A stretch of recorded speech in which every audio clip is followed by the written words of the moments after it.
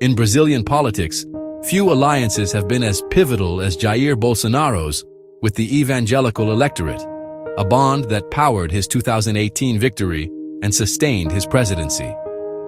But as the political landscape evolves, Bolsonaro is now distancing himself from Pastor Silas Malafaia, his longtime ally, and turning to a new generation of evangelical leaders.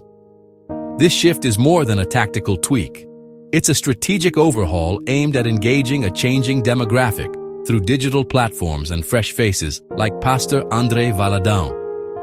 The move raises a crucial question. Is this a masterstroke that will secure the right's future, or a risky gamble that could fracture Bolsonaro's base? As we explore this realignment, we'll examine the motivations, the data behind the change, and the potential consequences for the future of the Brazilian right. Pastor Silas Malafaia was once Bolsonaro's fiercest defender, mobilizing crowds and amplifying the president's message with fiery rhetoric. Yet, his confrontational style, once an asset, has become a liability, energizing only the most radicalized supporters, while alienating moderates and creating legal headaches. Within Bolsonaro's camp, Malafaia is now seen as preaching to the choir, reinforcing a negative image of perpetual anger and division. His relentless attacks on institutions like the Supreme Court have become a source of collateral damage, complicating efforts to broaden the movement's appeal. The decision to move away from Malafaia is pragmatic. The era of pure confrontation is over, and the right needs new voices to reach a wider audience.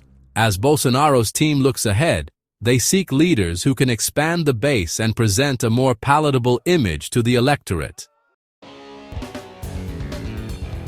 Enter André Valadão, a digital-savvy pastor and gospel singer whose influence extends far beyond traditional pulpits. Valadão's mastery of social media allows him to reach millions, especially younger Brazilians, with a blend of faith, lifestyle, and subtle political messaging. Unlike Malafaia's confrontational approach, Valadão weaves conservative values into accessible, viral content, making his message resonate with a broader, less dogmatic audience. His digital-first strategy bypasses old media gatekeepers, creating a sense of intimacy and community that's perfect for political mobilization. For Bolsonaro, aligning with Valadão means tapping into a powerful, modern communication network, one that can energize and expand the conservative base. This new alliance marks a shift from political operatives to cultural influencers, redefining how the right connects with voters. The shift from Malafaia to Valadão is driven by data. Malafaia's social media reach is modest and skews older, while Valadão commands over 15 million followers, mostly young and highly engaged. Valadão's polished, platform-tailored content penetrates circles untouched by traditional religious broadcasts, making him a gateway to new audiences. The Bolsonaro team recognizes that future elections will be won online, and Valadão's digital capital is central to this strategy. Malafaia keeps the core energized, but Valadão brings in fresh supporters by framing hot-button issues within a relatable, spiritual context. The goal is clear: expand beyond the base and capture the next generation of voters. In a crowded digital landscape, the right's success hinges on influencers who can command attention and drive engagement. The move to Valadão is an investment in growth, targeting a younger, more diverse electorate, essential for long-term political success. Bolsonaro's realignment with digital evangelicals is a forward-looking strategy, focused on the 2026 presidential election. With Bolsonaro himself barred from running, the right must evolve from a personality cult to a movement capable of electing a successor. The shift to leaders like Valadão is crucial. They can inspire new voters and legitimize the chosen heir, especially among the young and digitally connected. This is also about rebranding. After years of polarization, the right needs a fresher, more optimistic image to appeal to a broader electorate. By embracing dynamic modern pastors, the movement signals renewal and adaptability, distancing itself from the confrontational politics of the past. The goal: make the right more palatable and competitive in a changing Brazil. At the center of this strategy is Jair Bolsonaro, the former First Lady and rising star of the right.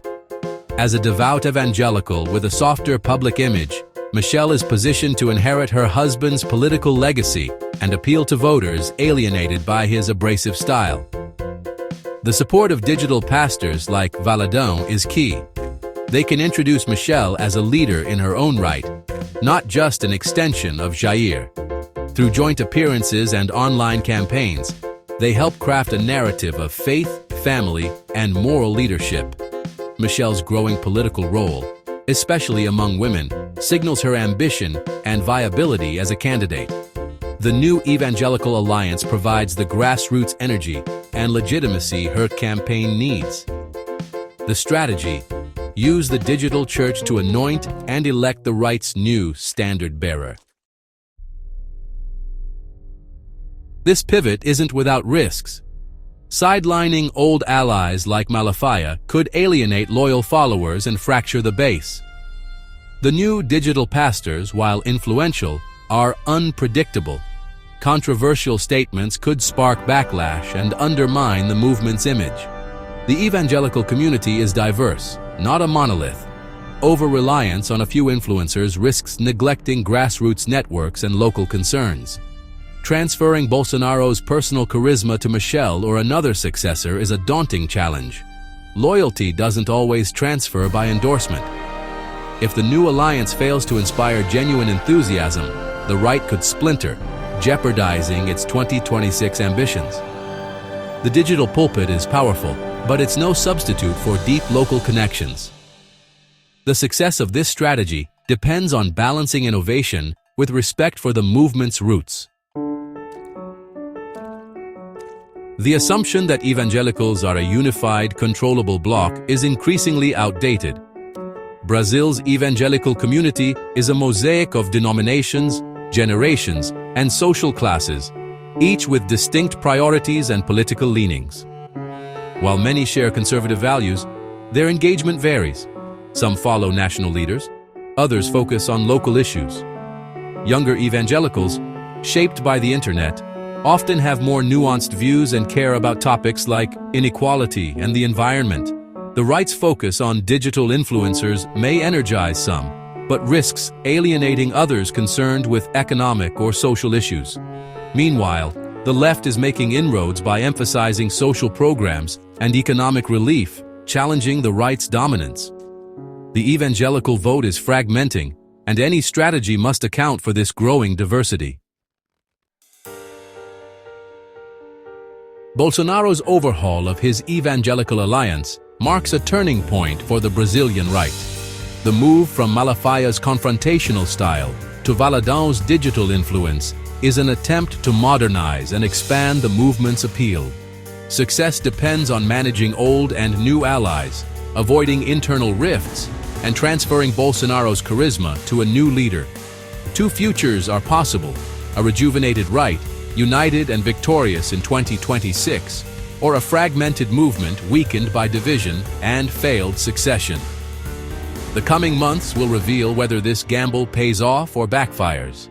The future of the Brazilian right and its hold on the evangelical vote hangs in the balance.